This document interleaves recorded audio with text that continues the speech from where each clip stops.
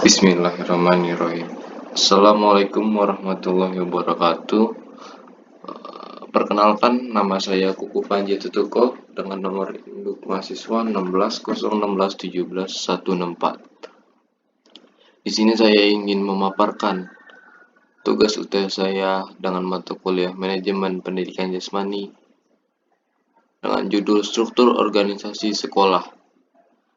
Dosen pengampu Prof. Asmawi dan Kak Rizky Nurulfa MPD. Lanjut kita masuk ke materinya. Pengertian struktur organisasi. Struktur organisasi sekolah merupakan suatu bentuk yang berupa urutan atau daftar yang berfungsi sebagai suatu upaya dalam menjelaskan tugas dan fungsi dari setiap komponen penyelenggara pendidikan yang bersangkutan dengan sekolah tersebut. Selain sebagai penjelasan mengenai tugas dan fungsi dari setiap komponen yang bersangkutan, pada struktur tersebut kita dapat melihat mengenai kepemimpinan seseorang, siapa yang menjadi pemimpin dan siapa saja yang dipimpin. Lanjut. Nah, di sini ada fungsi struktur organisasi. Fungsi dari struktur organisasi sekolah itu sendiri adalah supaya terjadi kejelasan tugas dan fungsi dari setiap komponen yang tercantum dalam struktur tersebut. Jika dilihat, maka struktur di sekolah memiliki peran sentral yang terdiri dari kepala sekolah, wakilnya, guru, wali kelas, hingga TU, atau yang biasa dinamakan tata usaha. Semua hal tersebut tidak akan memiliki tugas dan fungsi yang sama dalam sebuah organisasi. Ada yang memimpin dan ada pula yang dipimpin. Semua sama-sama memiliki tanggung jawab yang besar untuk melaksanakan apa yang menjadi tugas pokok dari setiap komponen struktur organisasi tersebut. Selanjutnya, nah ini dia contoh struktur organisasi sekolah.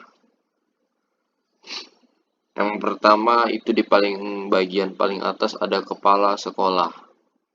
Terus di bawahnya wakil kepala sekolah dan kepala tata usaha.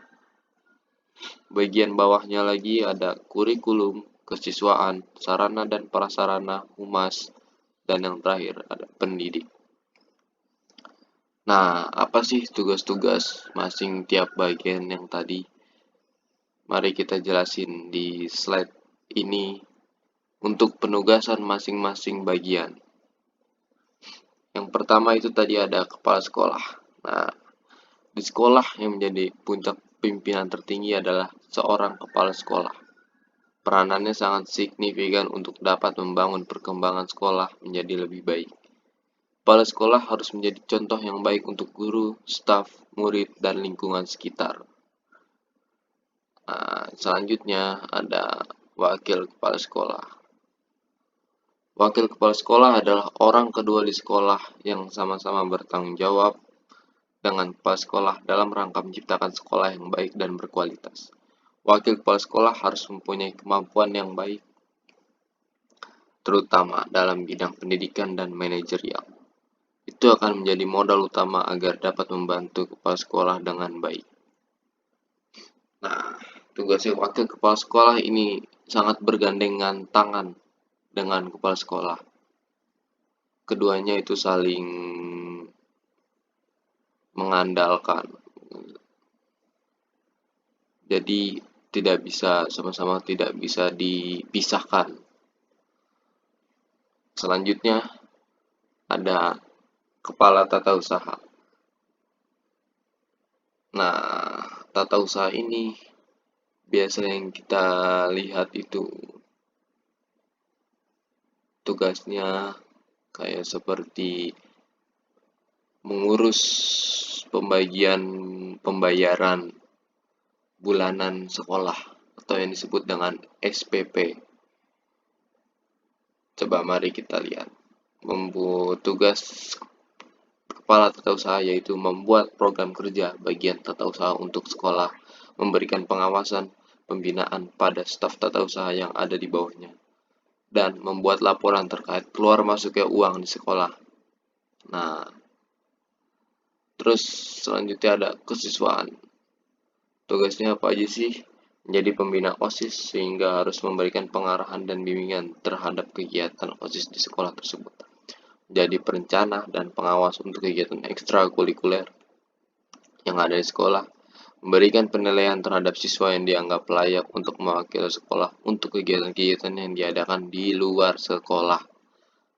Nah, kalau misalkan ada agenda atau acara di dalam sekolah maupun di luar sekolah, nah ini untuk bagian kesiswaan yang bertanggung jawab mengurusinya. Terus selanjutnya ada kurikulum. Nah, guru ini punya tugas kurikulum di sekolah dan proses belajar mengajar di sekolah harus dapat berjalan dengan baik dan terkendali. Menyusun evaluasi di masing-masing kelas apabila dinilai hal tersebut dibutuhkan untuk kebaikan siswa.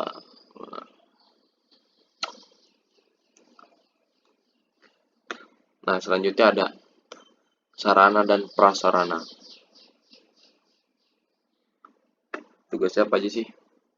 Mencatat semua alat atau barang yang masuk, mencatat alat laboratorium yang telah masuk, dan mencatat alat peraga olahraga. Nah, bagian sarana dan prasarana ini yang mencatat semua alat-alat yang ada di sekolah yang masuk maupun keluar.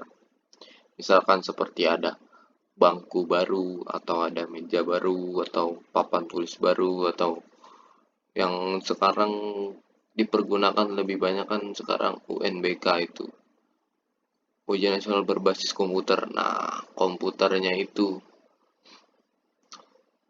dicatat oleh bagian sarana prasarana yang masuk maupun yang keluar. Selanjutnya ada bagian humas.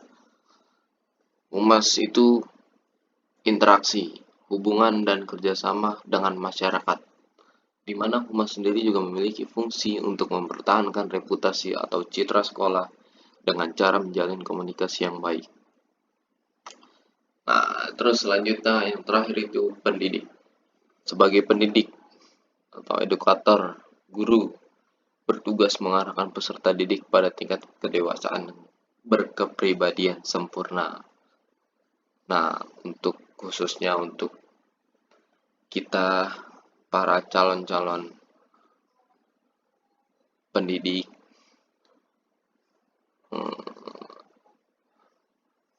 semoga lebih bisa ikhlas dan tabah dalam menjalani tugas di lapangan dan menerima semua hal-hal atau masalah-masalah yang ada di lapangan, dan itu menjadi sebagai pelajaran untuk pendidik agar lebih tabah dan ikhlas menjalani kewajiban dan haknya dalam menjalani hidup.